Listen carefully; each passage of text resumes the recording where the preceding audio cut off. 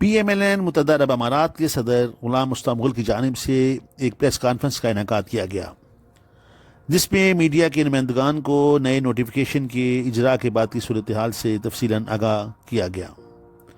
इस मौके पर सीनियर नायब सदर Chaudhry Abdul Ghaffar, deputy secretary general Haji Mohammad Nawaz, नायब सदर सगीर अहमद चौधरी, सदर अलैन राव अकबर अली साकी, मलक दोस्त मोहम्मद अवान, चौधरी जमील बंग्याल, राना मोहम्मद इकबाल, अबैद तनोली, मजीद मुगल व दीगर ने शिरकत की। शुरा ने अपने खिताब में आल पार्टीज कॉन्फ्रेंस के फैसलों को सराहा और कहा कि मुल्क इस वक्त शदीद करप्शन, महंगाई, बेरोजगारी और बदअमनी में घिरा हुआ है। मौजूदा हुकूमत के दिन गिने जा चुके हैं। लीगी कायदीन और कारकुनान ने आल पार्टीज कॉन्फ्रेंस के संग संग चलने का इंदिया भी दिया।